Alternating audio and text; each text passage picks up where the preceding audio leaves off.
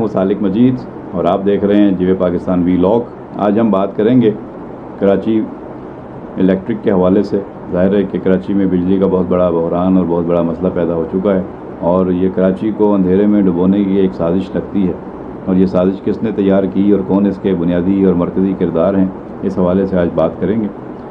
کراچی میں load shedding جو ہے وہ پہلے تو اعلانیہ ہو رہی تھی، پھر غیر اعلانیہ شروع ہو گئی، اور وفاقی وزیر اسد عمر بھی یہ اعلان کر کے گئے کہ اب کوئی غیر اعلانیہ لوڈ شیڈنگ نہیں ہوگی، لیکن اس کے باوجود صورتحال جو ہے وہ بہتر ہونے کی بجائے دن بدن خراب ہوتی جا رہی ہے۔ ایک طرف پی ٹی آئی نے دھرنا دیا، ایک طرف ایم کیو ایم نے احتجاج کیا، مصطفیٰ کمال نے احتجاج کیا، خود پیپلز پارٹی کے الیکٹرک کے خلاف احتجاج کر رہی ہے، بلاول بھٹو زرداری تو پریس کانفرنس بھی کر چکے اور ٹویٹ بھی کر رہے ہیں، اور فیڈرل گورنمنٹ سے پوچھ رہے ہیں کہ ابراج گروپ اور کے الیکٹرک کی کرپشن کا جواب دو، اور بہت سارے سیاسی لوگ اس حوالے سے بیان بازی کر رہے ہیں۔ روز لوگ اس حوالے سے سیاستدانوں کے بیانات سنتے ہیں، حکومتی شخصیات کے بھی، اپوزیشن کے بھی، لیکن مسئلہ جوں کا توں ہے، بلکہ مسئلہ بڑھتا جا رہا ہے، یعنی کہ جوں دعا کی مرض بڑھتا گیا۔ تو یہ صورتحال ہے، اس میں شہری کس کے پاس جائیں فریاد لے کر، اور کے الیکٹرک کی اپنی صورتحال ہے کیا۔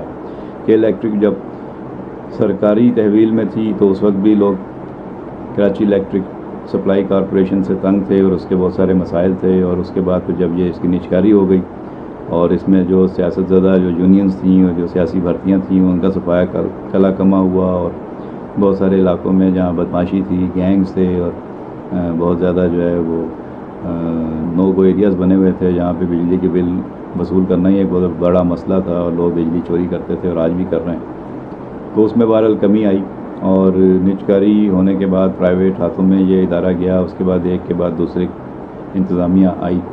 تو موجودہ انتظامیہ جو ہے وہ ابراج گروپ کے حوالے سے اس کی پہچان ہے، اور ابراج گروپ کے جو مالک ہیں عارف نقوی، وہ انٹرنیشنل مقدمے بازیوں میں اور انٹرنیشنل مسائل مالی جو ہیں ان کے اس میں پھنسے ہوئے ہیں، اور ان کے خلاف جو ہے وہ انٹرنیشنل اداروں کا گھیرا تنگ ہو چکا ہے، اور ان کے مالی پوزیشن کہتے ہیں خراب ہے۔ اس وجہ سے کے الیکٹرک کا بھی جو انتظامیہ کا معاملہ ہے وہ کوئی اتنے اچھے اس کے دن نہیں ہیں۔ اب کریں کیا؟ صورتحال یہ ہے کہ اگر کے الیکٹرک کو اس وقت اپنا انفراسٹرکچر بہتر بنانا ہے، اس کو انویسٹمنٹ کرنی ہے، اس کو اپنے بجلی کی فراہمی بلا تعطل جاری رکھنے کے لیے پیسہ چاہیے، پیسہ اس کے پاس ہے نہیں۔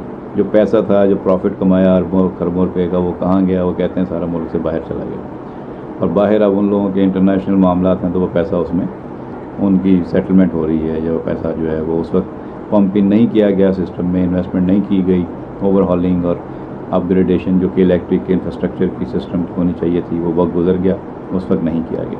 اب اچانک اوور نائٹ یہ سارے کام نہیں ہو سکتے۔ اس وقت جو بجلی فراہم کی جا رہی ہے کسی بھی طرح کے حالات میں یہ عملہ کام کر رہا ہے، تو یہ بھی غنیمت سمجھنی چاہیے کہ یہ بجلی آ رہی ہے۔ اگر کئی علاقوں میں اعلانیہ 2 گھنٹے یا 3 گھنٹے یا 4 گھنٹے کی اگر لوڈ شیڈنگ ہو رہی ہے، یا کئی علاقوں میں سے زیادہ ہو رہی ہے، یا مسلسل یا غیر اعلانیہ لوڈ شیڈنگ ہو رہی ہے، تو یہ اندرون سندھ کے مختلف اضلاع، شہروں اور مختلف صوبوں کے مختلف جو علاقے ہیں وہاں پہ ہونے والی لوڈ شیڈنگ اور غیر اعلانیہ لوڈ شیڈنگ کے مقابلے میں کراچی پھر بھی جو ہے وہ بہت بہتر ہے۔ لیکن اس کا یہ مطلب نہیں ہے کہ اگر وہاں خراب صورتحال ہے تو کراچی کو بھی اسی طرح کر دیا جائے، بجائے اس کے کہ جہاں دوسرے علاقوں میں صورتحال خراب ہے ان میں کیسکو، ہیسکو، سیسکو، جتنی بھی ڈسکوز ہیں ان کی کارکردگی بہتر بنائی جائے، نہ یہ کہ کے الیکٹرک کو بھی اسی ڈگر پر چلایا جائے، لیکن ہو یہی رہا ہے۔ اب ہے کیا مسئلہ؟ مسئلہ ایک تو ہے کہ جی کے الیکٹرک کو پیسے چاہیے، وہ اس کے پاس نہیں ہیں اور واجبات ہیں۔ دوسرا یہ ہے کہ وہ کہتے ہیں کہ جو معاہدے کے تحت ہمیں فرنس آئل ملنا چاہیے، وہ شاید اس طریقے سے ان کو سپلائی میں پرابلم آئی، یا جب وہ پرابلم آتی ہے تو وہ کہتے ہیں کہ ہمیں گیس کے نرخ پر فرنس آئل دیا جائے، یا تو گیس دی جائے۔ گیس ہے نہیں، اگر گیس دیتے ہیں تو پھر جو باقی فیکٹریاں ہیں، جو باقی صنعتی سرگرمیاں ہیں وہ متاثر ہوتی ہیں، اور وہ کام رک جائے گا، وہاں لوگ بے روزگار ہو جائیں گے اور غربت بڑھے گی۔ یہ حکومتی اداروں کا اور شخصیات کا موقف ہے کہ گیس نہیں دی جا سکتی کہ الیکٹرک کو اتنی زیادہ، تو اس کا مطلب ہے کہ پھر فرنس آئل سے بجلی بنائی جائے۔ فرنس آئل کی بجلی وہ گیس کے ریٹ پہ لے کر بنانا چاہتے ہیں، وہ بھی جو ہے مسائل پیدا ہوتے ہیں۔ پی ایس او کو روک دیا گیا تھا کہ فرنس آئل ان کو مت دیں، تو جب پی ایس او کو روک دیا گیا تو ان کا کام رک گیا، انہوں نے لوڈ شیڈنگ شروع کر دی۔ ان کے لیے تو آسان ہے کہ یہ اپنے کارخانہ بند کر دیں بجلی بنانے کا، اور یہ کہیں کہ جی بجلی نہیں ہے، اب اگر فیڈرل گورنمنٹ سے بجلی جو ان کو دی جائے تو وہ کیا اتنی ان کا سخت ہے کہ وہ ٹرانسمیشن ہو سکے، وہ بجلی انفراسٹرکچر میں اتنی قوت ہے. لوگ کہتے ہیں کہ اب وہ قوت اور وہ طاقت اس سسٹم میں نہیں ہے، یہ بوسیدہ سسٹم ہو چکا ہے، اس کی اپ گریڈیشن ہونی چاہیے تھی، تاریں بدلنی چاہیے تھیں، نئے گریڈ اسٹیشن بنانے چاہیے تھے، گریڈ اسٹیشنوں کے لیے زمین ملنی چاہیے تھی. مثال کے طور پہ کینپ سے ہی اگر زمین بجلی لینی ہے تو اس کے لیے گریڈ اسٹیشن چاہیے تھا، اس کے لیے اب زمین جو ہے وہ حاصل کرنے کے لیے باتیں ہو رہی ہیں. پورٹ قاسم پہ جو پلانٹ ہیں، جو کراچی میں جو دوسرے جو چھوٹے چھوٹے ادارے بجلی بنا کے دیتے تھے، وہ چند ایک تھوڑا سا اس کا پورشن ہے جو کراچی کی ضروریات کے مطابق ملتا ہے، لیکن وہ بھی بہتر کیا جا سکتا تھا. اب شنگھائی الیکٹرک کارپوریشن آ رہی تھی اس کو خریدنے کے لیے. شنگھائی الیکٹرک اگر آ جاتی ہے تو وہ 64,000 میگا واٹ بجلی وہاں بناتی ہے اور ہینڈل کرتی ہے، تو اس کے لیے تو کوئی مسئلہ ہی نہیں تھا. پورے پاکستان سے وہ ڈبل سے بھی زیادہ بجلی بناتی ہے، تو کراچی تو اس کے سامنے ایک پینٹ ہے. لیکن شنگھائی الیکٹرک کو بھی آنے نہیں دیا گیا، اور کہا جاتا ہے کہ جی عارف نقوی صاحب جو عمران خان صاحب کے قریبی پرانے دوست ہیں، پی ٹی آئی کے لیے فنڈنگ کرتے رہے ہیں، اس سے پہلے شوکت خانم کے لیے فنڈنگ کرتے رہے ہیں، وہ نہیں آنے دینا چاہ رہے تھے شنگھائی کو، اس لیے یہ مسئلہ جو ہے وہ کٹائی میں پڑا رہا. ہم نے معلومات دی اور بہت سارے لوگوں سے بات ہوئی کہ الیکٹرک کے بھی کئی ذمہ دار ہیں، اور کہیں ان کے جو ہیں لوگ اپنا آئیڈینٹی بتائے بغیر کچھ چیزیں شیئر کرتے ہیں، یا جو حکومتی عہدوں پہ لوگ بیٹھے ہوئے ہیں یا ماہرین ہیں بجلی کے معاملات کو سمجھتے ہیں، انرجی میٹرز کو. ان کا کہنا ہے کہ جی عارف نقوی صاحب نے ابراج گروپ کے ذریعے شوکت خانم اور پی ٹی آئی کو الیکشن سے پہلے کافی ان کے لیے فنڈنگ کی تھی، بڑا پیسہ دیا تھا، اور وہ سوشل سیکٹر میں ویسے بھی کام کر رہے تھے. کراچی میں بھی انہوں نے امن فاؤنڈیشن اپنی بنائی، ایمبولینسیں دیں، اور بہت بڑا پیسہ انہوں نے یہاں سسٹم میں انجیکٹ کیا تھا. اور آپ کو پیلی ایمبولینسیں شہر میں دوڑتی بھاگتی نظر آتی تھیں، اور اس میں عملہ بھی ہوتا تھا، اور ان کی وائف اس سارے معاملے کو دیکھتی تھی، اور ان کی ان خدمات کو سرکاری سطح پر سراہا بھی گیا تھا. لیکن پھر انہوں نے پولیٹیکل دوستیاں نبھائیں، اور انہوں نے کہتے ہیں کہ دو بڑے لوگ تھے، ایک لاہور کا کوئی کاروباری گروپ ہے جس کا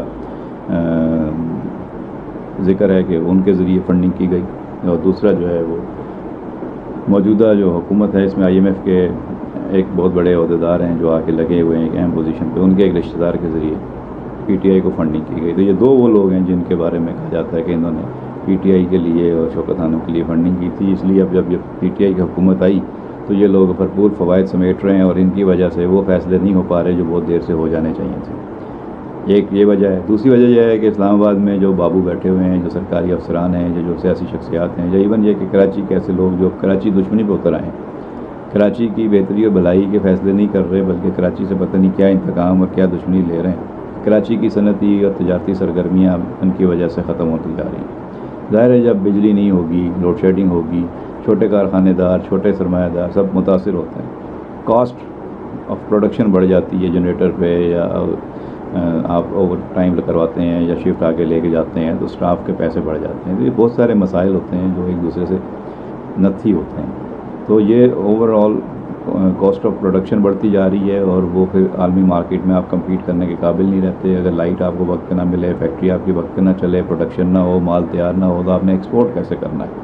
تو یہ بہت ساری چیزیں ایک دوسرے سے جڑی ہوئی ہیں. کراچی میں آپ دیکھیں کہ بجلی بند ہوتی ہے تو فوری طور پہ آپ کو یہ سلائڈیں چلنا شروع ہو جاتی ہیں کہ جی ڈھابے جی پمپنگ اسٹیشن، اور دھارو پمپنگ اسٹیشن، اور یہ جتنے بھی پپری اور یہ جو واٹر بورڈ کے پمپنگ اسٹیشنز ہیں، وہاں بجلی نہ ہونے سے پانی کی سپلائی رک جاتی ہے، اور کراچی کو پانی کی سپلائی میں تعطل آ جاتا ہے. تو یہ ہر طرح کے مسائل پیدا ہو جاتے ہیں. اب کیا کیا جائے کہ الیکٹرک کے ساتھ یہ الیکٹرک کو یا تو یہ جو موجودہ انتظامیہ ہے براج کی، اس کے مالی حالات بہتر ہو جائیں، اس کو استحکام دیا جائے، اس کو سپورٹ کیا جائے، اور ان کے اوپر ہونے والی تنقید اور ان کو جو ہر طرف سے مخالفت ہو رہی ہے، یا تو وہ بند ہو جائے اور ان کو آرام سے کام کرنے دیا جائے، اور یہ اپنے معاملات کو سنبھال لیں اور سمیٹیں. کیونکہ اگر یہ نہیں سنبھال سکے تو پھر خدا نخواستہ کراچی بالکل اندھیرے میں ڈوب جائے گا، اور ایک دن ان کی انتظامیہ اگر بھاگ گئی، کسی بھی دباؤ میں آ گئے یا کسی بھی لالچ میں آ کے اس نے یہاں پہ کام چھوڑ دیا، تو پھر یہ سارا سسٹم رک جائے گا. اس کو پھر چلائے گا کون؟ حکومت کے پاس کیا آپشن ہے؟ یا تو اس کو دوبارہ نیشنلائز کر لے، یعنی سرکاری تحویل میں لے لیا جائے، اور حکومت کے پاس شیئرز بھی ہیں، یا پھر اس کو کسی دوسری کمپنی، دوسری انتظامیہ کے حوالے کیا جائے. تو بظاہر شنگھائی الیکٹرک جو ہے وہ اس کی ایک امیدوار ہے، اس کو دیا جائے. لیکن شنگھائی کے ساتھ جو معاہدہ ہونا چاہیے وہ اس میں بہت ساری رکاوٹیں جان بوجھ کر کہتے ہیں کہ پیدا کی گئی ہیں. ایک تو یہ ہے کہ سول پروپرائٹرشپ کے جو کنسیپٹ کے جو معاملات ہیں ان پہ تنازع ہے، کہ وہ کہتے ہیں کہ آپ ہمیں پورا 100% کنٹرول ہمیں دیں پورے کراچی کا اور ایڈجسٹنٹ ایریاز کا. اور اب شاید گورنمنٹ کہہ رہی ہے کہ نہیں ہم کسی ایک کمپنی کو نہیں دینا چاہتے بلکہ ہم اور بھی کچھ ہم رکھنا چاہتے ہیں کہ کل کو کوئی دوسری کمپنی بھی کمپٹیٹر آئے. جس طرح موبائل فون کمپنیاں ہیں کہ آپ ایک موبائل فون کمپنی کی سروس سے اگر سیٹسفائی نہیں ہے تو آپ دوسری کمپنی سے جا کے سم لے لیتے ہیں اپنے موبائل میں, دوسرے موبائل کمپنی کی سم ڈال لیں اور اپنا کام کریں. لیکن یہاں پہ کہ الیکٹرک ہی ہے اور آپشن کوئی نہیں ہے. ایک زمانے میں مہران الیکٹرک کی بات ہوئی تھی کہ جو اس کو بنایا جائے یا اور کمپنیاں آنا بھی چاہیں تو وہ قانونی طور پر پیچیدگیاں تھیں, رکاوٹیں تھیں, مسائل تھے, یا تو ان کو دور کیا جائے. تو 3 آپشن ہیں, یا تو موجودہ انتظامیہ کو سپورٹ کیا جائے اور اسے جو ہے وہ قانون کے مطابق جو ہے وہ کام آگے بڑھانے کے لیے پابند بنایا جائے اور اس پر کڑی جو ہے وہ شرائط عائد کی جائیں اور چیک اینڈ بیلنس اسٹرانگ بنایا جائے. دوسرا یہ ہے کہ حکومت ان سے واپس لے لے اور خود چلائے. خود چلانے کے لیے لوگ کہتے ہیں, ماہرین کا کہنا ہے کہ حکومت کا یہ کام نہیں ہے کہ وہ اتنے بڑے شہر کو بجلی دینے کا نظام خود اپنے ہاتھ میں لے کر چلا سکے. تو چھوٹے چھوٹے ادارے تباہ ہو چکے ہیں, بڑے اداروں کا پہلے برا حال ہے, سفید ہاتھی بن چکے ہیں. اسٹیل مل کا ہم نے حال دیکھ لیا ہے, ریلوے کا حال دیکھ لیا, PIA کا آپ نے حال دیکھ لیا. تو یہ ایک اور درد سر ہوگی اور لوگ پھر سنبھل نہیں سکیں گے. تو سرکار کا یہ کام نہیں ہے, تو کسی اور انتظامیہ کے حوالے کیا جائے. تو اس کے لیے پھر شنگھائی یا کسی اور انٹرنیشنل کمپنیوں کو بلایا جائے, وہ آ کے انویسٹمنٹ کریں. $10 بلین کی انویسٹمنٹ کہتے ہیں کہ شنگھائی والے کرنے کے لیے تیار تھے, لیکن وہ انفراسٹرکچر میں کریں گے, ٹائم چاہیے ہوگا. آج سے اگر یہ معاہدے ہو جائیں گے تو تب جا کے کہیں بنے گے. اگر فیڈرل گورنمنٹ بجلی دے بھی دے اس وقت موجودہ شہر کے انتظام کو چلانے کے لیے اپنے سسٹم سے, تو وہ بجلی بھی یہاں سسٹم سے گزارنے کے لیے اب سخت نہیں ہے. تو یہ بہت سارے مسائل پیدا ہو چکے ہیں. آنے والے دن آسان نہیں ہیں, مشکل لگ رہے ہیں. بجلی کی تقسیم اور بجلی کی جنریشن اور بجلی کی سپلائی بہت بڑے مسائل سے گزرنے والی ہے. اس پہ جو ہے وہ وفاقی اور صوبائی حکومتیں اور ادارے اگر آپس میں ایک پیج پہ نہیں ہوں گے اور لڑائیاں ہوتی رہیں گی اور ایک دوسرے کے ساتھ تعاون نہیں ہوگا بلکہ ٹانگیں کھینچی جائیں گی, تو نقصان شہریوں کا ہوگا, اداروں کا ہوگا, ملک کی ترقی اور خوشحالی کا ہوگا, صنعتی سرگرمی اور تجارتی سرگرمیوں کا ہوگا, اور لوگ یہاں پہ بالکل پتھر کے دور میں جانے والے حالات ہو جائیں گے. تو اس پہ بہت سنگین صورتحال ہے. اس پہ اب نیب نے انکوائری شروع کر دی ہے. نیب کی انکوائری سے بھی لوگ کہہ رہے ہیں کیا ہوگا, یہ ایک اور مسائل پیدا ہوں گے.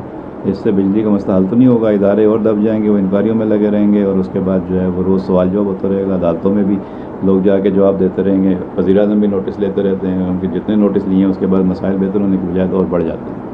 تو یہ گمبھیر صورتحال ہے. اس میں اب دیکھتے ہیں آنے والے دنوں میں کیا صورتحال بنتی ہے اور کون کس حد تک اپنی ذمہ داری نبھاتا ہے. تو آئندہ اپڈیٹس تک مجھے اجازت دیجیے.